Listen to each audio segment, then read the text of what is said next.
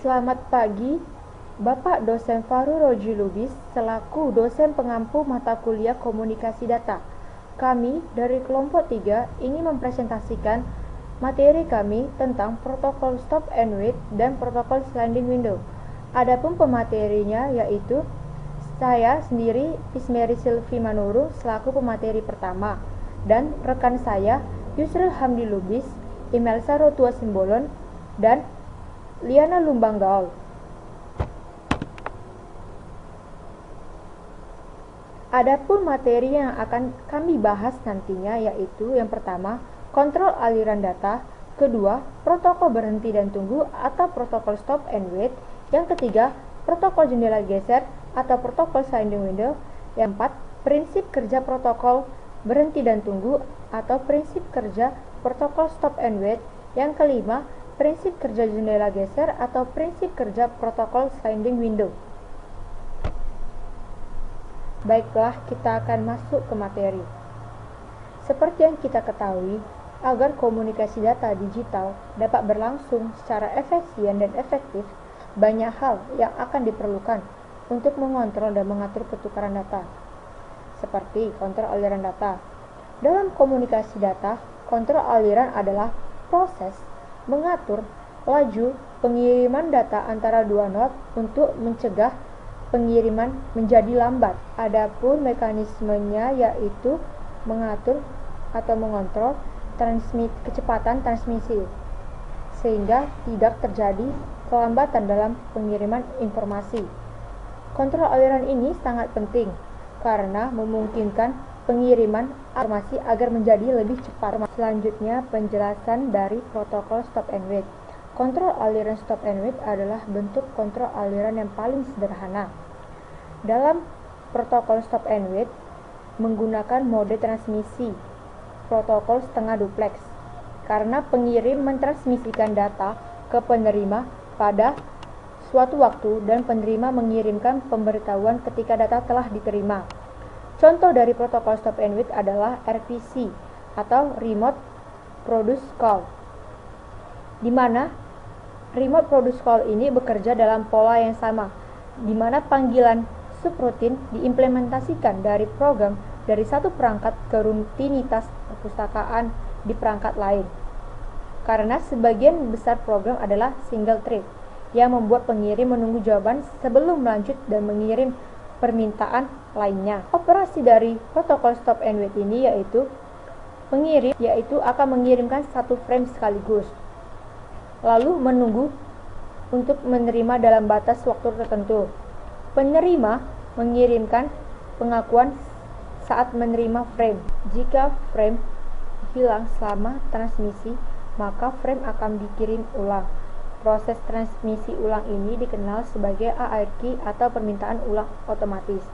Adapun kelebihan dan kekurangan dari protokol stop and wait ini yaitu kelebihannya yaitu menggunakan metode kontrol aliran yang sederhana sehingga memudahkan penggunanya. Dan kekurangannya yaitu dari protokol stop and wait ini bahwa hanya satu frame yang dapat ditransmisikan pada satu waktu dan sering mengarah pada transmisi yang tidak efisien karena sampai pengirim menerima frame, ia tidak dapat mengirim paket yang baru. Baiklah, sekian penjelasan materi dari saya. Selanjutnya akan dijelaskan oleh rekan saya Imelsa Rotua Simbolon. Baiklah, di sini saya akan melanjutkan penjelasan dari saudara Prismeri, yaitu pada poin ketiga, protokol jendela geser atau yang disebut dengan protokol sliding window. Protokol jendela geser merupakan metode kontrol aliran di mana penerima memberikan izin pemancar untuk mengirimkan data sampai jendela penuh. Ketika jendela penuh, pemancar harus berhenti mentransmisikan sampai penerima mengiklankan jendela yang lebih besar. Kontrol aliran jendela geser memiliki kinerja yang jauh lebih baik daripada kontrol aliran stop and wait. Di sini terdapat grafik perbandingan antara protokol stop dan tunggu dengan protokol jendela geser. Dasar untuk perbandingan yang pertama yaitu tingkah laku. Pada protokol stop dan tunggu yaitu minta dan balas, sedangkan protokol jendela geser pengirimannya serentak. Yang kedua yaitu jumlah frame yang dapat ditransfer. Pada protokol stop dan tunggu, hanya satu, sedangkan protokol jendela geser yaitu berganda. Yang ketiga, efisiensi. Pada protokol stop dan tunggu yaitu kurang, sedangkan pada protokol jendela geser lebih komparatif. Yang keempat yaitu pengakuan. Pada protokol stop dan tunggu yaitu pengakuannya dikirim setelah setiap paket tiba. Sedangkan pada protokol jendela geser, pengakuannya yaitu jendela pengakuan dipertahankan. Pada dasar untuk perbandingan selanjutnya yaitu jenis transmisi. Pada protokol stop dan tunggu yaitu setengah duplex, sedangkan pada protokol jendela geser yaitu duplex penuh. Selanjutnya yaitu penundaan propagasi. Pada protokol stop dan tunggu yaitu panjang, sedangkan pada protokol jendela geser yaitu pendek. Dasar untuk perbandingan terakhir yaitu pemanfaatan tautan. Pada protokol stop dan tunggu yaitu miskin, sedangkan pada protokol jendela geser jauh lebih baik. Selanjutnya yaitu perbedaan utama antara protokol stop dan tunggu dan protokol jendela geser. Yang pertama, protokol stop and wait mengikuti model permintaan dan balasan. Yang kedua, hanya satu frame yang ditransmisikan pada satu waktu dalam protokol stop and wait, sementara jendela geser mentransmisikan lebih dari satu frame sekaligus. Yang ketiga yaitu efisiensi protokol sliding window, lebih daripada protokol stop and wait karena menghasilkan penundaan propagasi pendek. Yang keempat yaitu protokol stop and wait menghasilkan ucapan terima kasih di ujung penerima setelah menerima setiap bingkai, sedangkan pengakuan di jendela geser diproduksi setelah menerima serangkaian bingkai tertentu. Yang kelima yaitu mode transmisi. Dalam protokol stop and wait adalah half duplex. Sebaliknya, itu adalah duplex penuh dalam kasus jendela geser. Yang keenam yaitu protokol jendela geser secara aktif menggunakan tautan. Sebaliknya, penggunaan tautan dalam protokol stop and wait lebih rendah.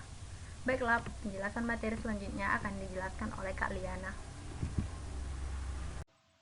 Baiklah, saya akan melanjutkan penjelasan berikutnya, yaitu poin yang keempat tentang prinsip kerja protokol stop and wait. Gambar di samping adalah skema dari prinsip kerja stop and wait flow control. Ada sender events dan receiver events. Di situ tertera ada advertise window, senjata, act, act, application read, ada senjata update, application read, baru receiver act. Berikutnya proses kerja atau prinsip kerja dari stop and wait. Transmitter mengirimkan deretan dalam bentuk frame atau receiver. Setelah receiver telah menerima frame yang dikirimkan tadi, maka receiver akan mengirimkan balasan ke transmitter bahwa frame sudah diterima di receiver dan receiver siap menerima deretan frame berikutnya. Dan transmitter tidak akan mengirimkan deretan frame berikutnya jika receiver belum memberikan balasan.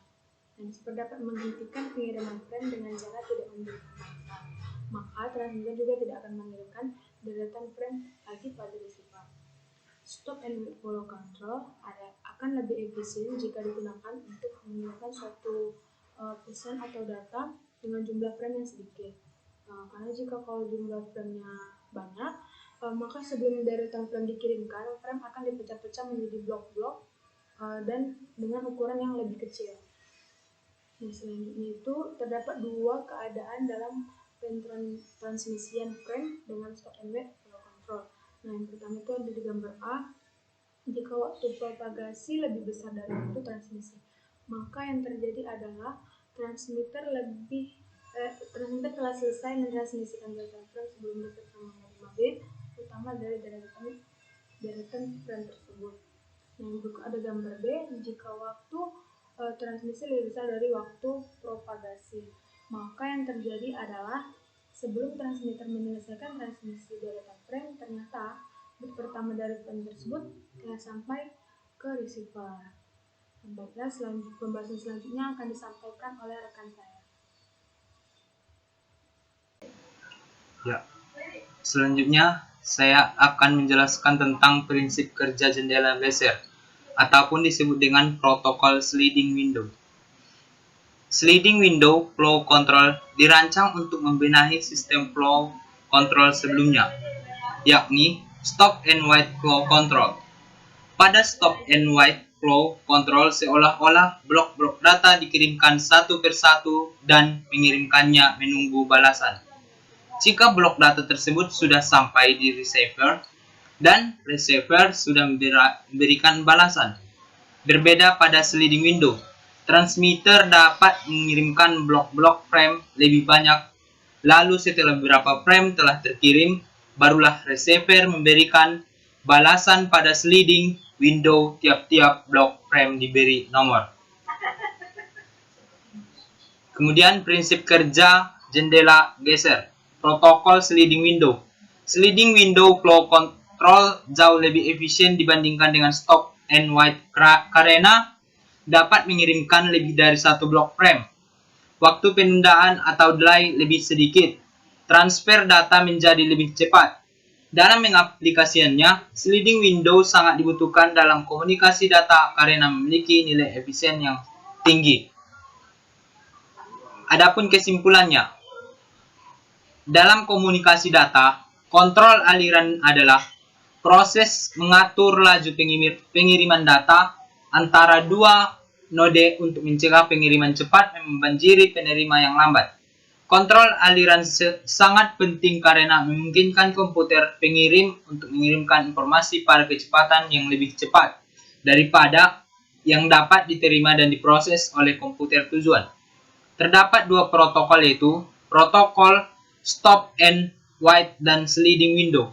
Protokol stop dan tunggu dan protokol jendela geser adalah metode yang dikembangkan untuk menangani kontrol aliran transfer data jaringan.